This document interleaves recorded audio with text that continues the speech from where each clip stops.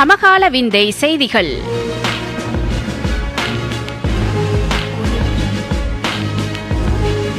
பாகம் 64.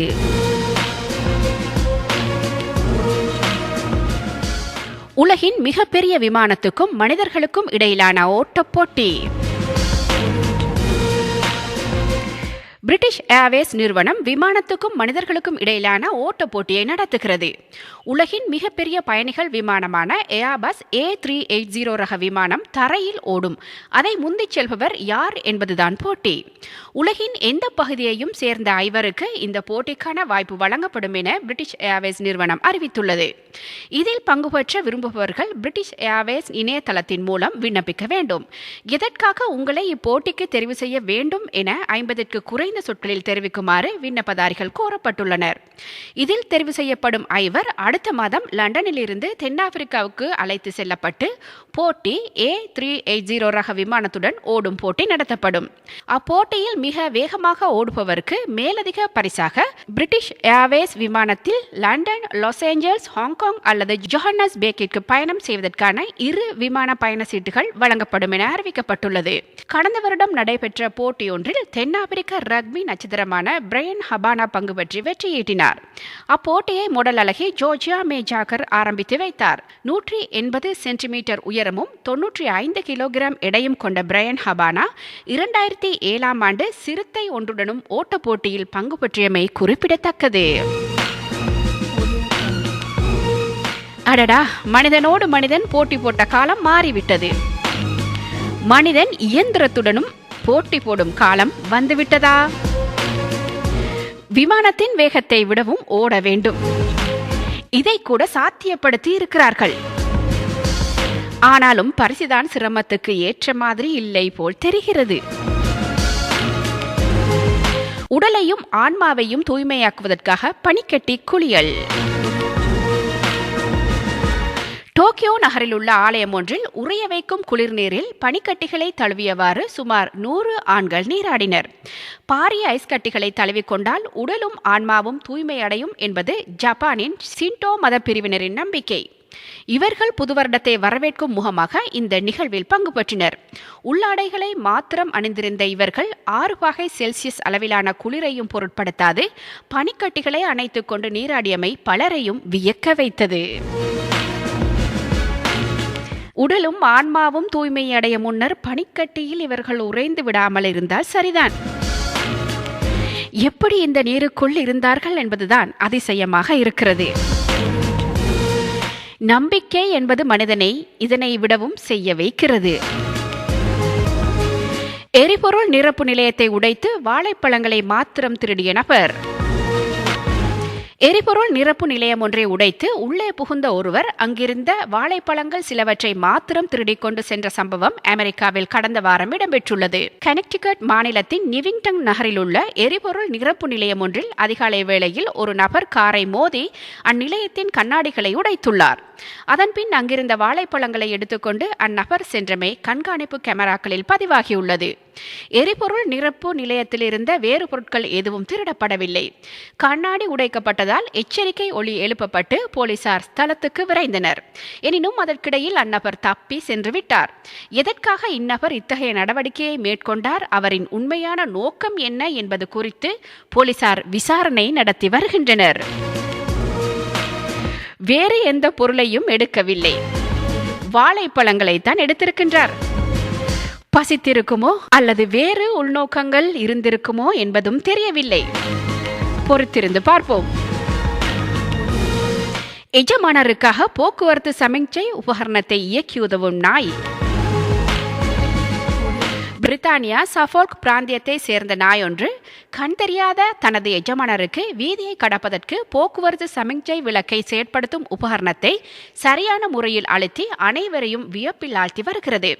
இளைஞனாக இருந்தபோது கண் பாதிப்புக்குள்ளாகி பார்வையை இழந்த கிறிஸ் மைக்கேல்ஸ் வயது 68 என்ற மேற்படி எஜமானர் தனது செல்லப்பிராணியான மில்லர் என்ற நாய்க்கு வீதியை கடப்பதற்கு போக்குவரத்து சமிக்ஞை விளக்கை எவ்வாறு இயக்குவது என பயிற்சி அளித்தார். அவரது பயிற்சியை துரிதமாக கற்றுக்கொண்ட மில்லர் தனது எஜமானர் வீதியை கடப்பதற்கு போக்குவரத்து சமிக்ஞை உபகரணத்தில் உள்ள பொத்தானை அழுத்தி உதவி செய்கிறது. இது தொடர்பில் கிறிஸ் மைக்கேல்ஸ் விவரிக்கையில், மில்லர் மிகவும் புத்திசாலியாக உள்ளான். அவன் என்னை நேரடியாக போக்குவரத்து சமிக்ஞை விளக்கு இருக்கும் இடத்திற்கு வழிநடத்தி சென்று சமிக்ஞை விளக்கு உபகரணத்தை கால்களால் செயற்படுத்தி எனக்கு வீதியை கடக்க உதவி வருகிறான். அவன் தற்போது எனது கண்களாக விளங்குகின்றான் என்று கூறினார். அடடா, இந்த நாய் பார்வையற்ற ஒருவருக்கு கண்களாக இருக்கிறது. சில நேரங்களில் நாய்க்குள்ள நல்ல குணம் கூட எம் மக்களுக்கு இல்லையே என்றும் என்ன தோன்றுகிறது.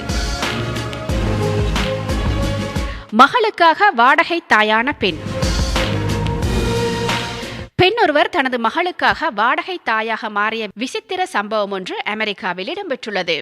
தற்போது அவர் 8 மாத கர்ப்பிணி என்பதும் குறிப்பிடத்தக்கது. அமெரிக்காவில் உட்டா மாகாணத்தில் வசிக்கும் ஜூலியா நவோரா வயது 58 என்ற பெண்ணே இவ்வாறு வாடகை தாயாக மாறியுள்ளார். ஜூலியாவுக்கு லாரினோ மெக்கினான் என்ற மகள் ஒருவர் உள்ளார்.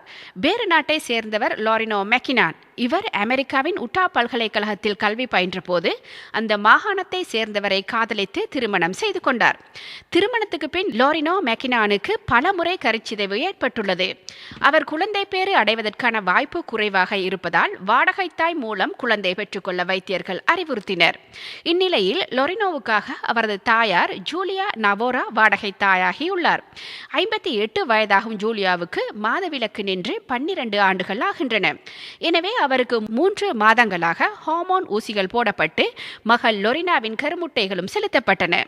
முதல் முயற்சியிலேயே ஜூலியா கருத்தரித்து தற்போது 8 மாத கர்ப்பிணியாக உள்ளார். குழந்தை மீதான ஆசையில் கர்ப்பகாலத்தில் எதையெல்லாம் சாப்பிட வேண்டும் என்று தனது தாய்க்கு மகள் லொரினா அடிக்கடி பெரிய பட்டியலை வாசித்து காட்டி வருகிறார். அதற்கு அவரது தாய், நான் ஏற்கனவே 2 குழந்தைகளை பெற்றெடுத்தவள், என்னுடைய பேர குழந்தையையும் ஆரோக்கியமாக பெற்றெடுப்பேன் என்று பூரிப்புடன் கூறியுள்ளார். இதனை எப்படி எடுத்துக்கொள்ள வேண்டும் என்று எனக்கு தெரியவில்லை. என் பக்கமாக நோ கமெண்ட்ஸ். பாவாடைகள் அணிந்து வந்த பெண்களை படம் பிடித்தவருக்கு நெருக்கடி. பல்பொருள் அங்காடிகளுக்கு பாவாடைகளை அணிந்து வரும் பெண்களை அவர்கள் நடக்கும்போது ரகசிய கேமரா மூலம் வீடியோவாக பதிவு செய்து வந்த நபருக்கு 5 வருட சமூக பணிகளை மேற்கொள்ளுமாறு பணிக்கப்பட்டுள்ளது. மிடில்லேண்டின் மேற்கு பகுதி டெட்டன் ஹாலைச் சேர்ந்த ஜான் பானிஸ்டர் என்ற 38 வயது நபருக்கே இத்தகைய தண்டனை விதிக்கப்பட்டுள்ளது. இதனுடன் இணைந்து மேற்படி நபர் 7 வருடங்களுக்கு எந்தவித பாலியல் குற்றங்களில் ஈடுபடக்கூடாது என்றும் 5 வருடங்களுக்கு பாலியல் குற்றவாளிகளின் பெயர் பட்டியலில் அவரது பெயரும் இணைக்கப்பட்டிருக்கும் என்றும் நீதிபதி மார்டின் வால்ஸ் மேலும் உத்தரவிட்டுள்ளார். குறித்த நபர் வீடியோ கேமராவையும் அதன் அசையாமல் இருப்பதற்கு கிழங்கு பொறியில் உள்ளடக்கப்பட்டிருக்கும் பொதியையும் நுகர்வோர் பையில் இட்டு பெண்கள் இருக்கும் பகுதி வழியாக செல்வதை தனது வழமையாக கொண்டுள்ளார். இந்நபர் மீது சந்தேகம் கொண்ட வாடிக்கையாளர்கள் அவரது நடவடிக்கை தொடர்பில் போலீசாருக்கு அறிவித்ததற்கமைய இந்நபர் கடந்த 2012ஆம் ஆண்டு நவம்பர் மாதம் கைது செய்யப்பட்டார். பெண்களின் அவயவங்களை அவதானிப்பதற்கென விசேட வீடியோ கேமராவை தான் தயாரித்ததாக அவர் விசாரணைகளின் போது போலீசாருக்கு தெரிவித்துள்ளமை குறிப்பிடத்தக்கது. இவர் 2010 மே மாதம் முதல் 2012 நவம்பர் மாதம் வரை எடுத்து வைத்திருந்த 250 ஆபாசம் மிக்க புகைப்படங்களை போலீசார் பறிமுதல் செய்துள்ளனர். இதேவேளை இணையதளங்களில் இருந்தும் ஆபாசமிக்க புகைப்படங்களை அவர் பதிவிறக்கம் செய்து வைத்திருந்ததாக போலீசார் தெரிவித்துள்ளனர். ஆரோக்கியமற்ற பார்வை, பொருத்தமற்ற படங்களை எடுத்தல் போன்றவற்றிற்கு இவருக்கு இருந்த மனநோயும் ஒரு காரணம் என இவரது வழக்கறிஞரான டேவிட் ஃப்ராட் தெரிவித்துள்ளார். இதேவேளை இவர் 12 மாதங்களாக வேலையின்றி இருந்ததால் மன அழுத்தத்துக்கும் உள்ளாகி இருப்பதாக அவர் மேலும் தெரிவித்துள்ளார். மனிதரில் எத்தனை ரகம்! சின்னத்தனமான வேலைகளை செய்வதிலேயே ஒரு கோஷ்டி சந்தோஷம் காண்கிறது. வித்தியாசமான மனவியாதிகளுக்கு உட்பட்டவர்கள் தங்களை இப்படியும் வெளிப்படுத்திக் கொள்கிறார்கள். உண்மையில் இந்த மாதிரியான நபர்களுக்கு அதிகபட்ச தண்டனை வழங்க வேண்டும். 4 வயது சிறுமி சுட்டதில் சகோதரன் பழி. அமெரிக்காவில் விளையாட்டுத்தனமாக 4 வயது சிறுமி நிஜ துப்பாக்கியால் சுட்டதில் அவளது சகோதரன் பரிதாபகரமாக பலியானான். அமெரிக்காவின் மிச்சிகன் மாநிலத்தின் டெட்ராய்ட் நகரில் உள்ள ஒரு வீட்டில் 4 வயது சிறுவன் தனது சித்தப்பா மகளுடன் ஓடி பிடித்து விளையாடி கொண்டிருந்தான். சிறுவன் மறைந்து கொள்ள சிறுமி அவனை தேடி வந்துள்ளாள். கட்டிலுக்கு அருகே சிறுவன் ஒளிந்திருப்பதை பார்த்த சிறுமி கட்டிலின் அடியில் இருந்த துப்பாக்கியை எடுத்து விளையாட்டுத்தனமாக ஹேண்ட்ஸ் அப் சொல்லியுள்ளாள். ஆனால் தவறுதலாக அவளது கை துப்பாக்கியினை அழுத்திவிட பாய்ந்து வந்த குண்டு பாய்ந்து சிறுவன் பரிதாபகரமாக பலியானான்.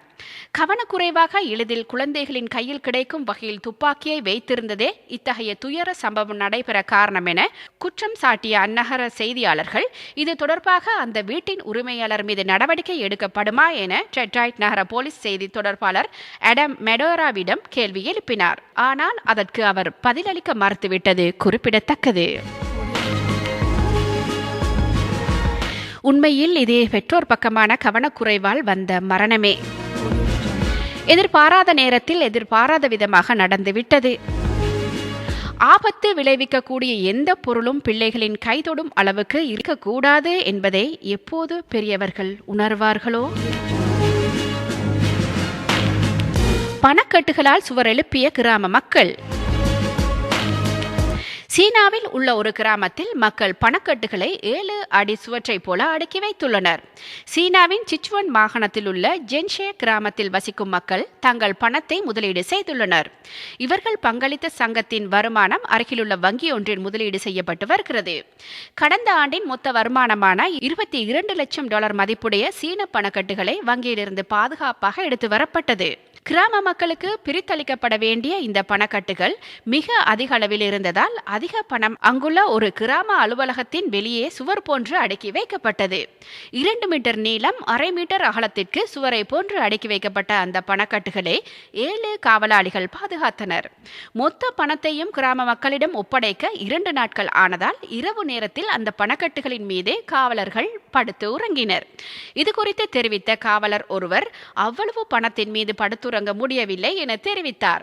பணத்தை பெற்றுக்கொண்ட கிராமவாசி ஒருவர், எனக்கு அளிக்கப்பட்ட பணத்தை எண்ணி முடிப்பதற்குள் எனது கைகளில் இருந்த வலிமை எல்லாம் போய்விட்டது என்கிறார்.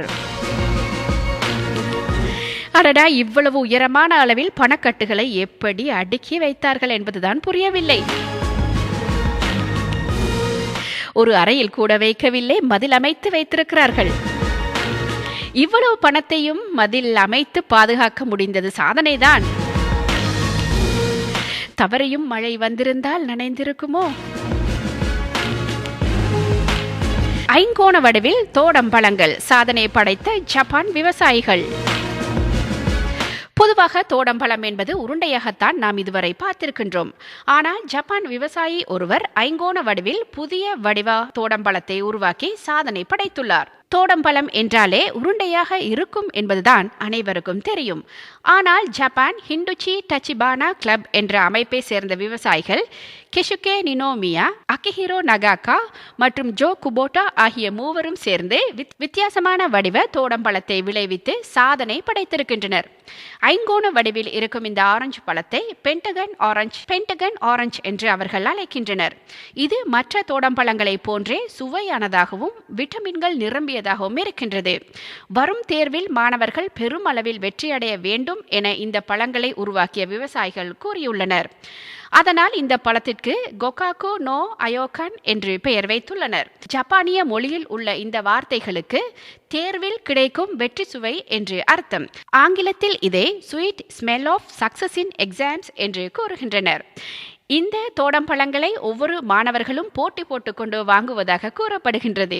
இந்த தோடம்பழங்களை சாப்பிட்டுவிட்டு பரீட்சை எழுத சென்றால் நிறைய மதிப்பெண்கள் கிடைக்கும் என்ற நம்பிக்கை ஜப்பானிய மாணவர்களிடையே பெருகி வருவதாக கூறப்படுகின்றது. ஆஹா, பார்க்க குளிர்ச்சியாக, அழகாக, வித்தியாசமாக இருக்கிறது. நீங்களும் பரீட்சையில் வெற்றி பெற நினைத்தால் இந்த ஐங்கோண தோடம்பழத்தை சாப்பிட்டு பார்க்கலாமே.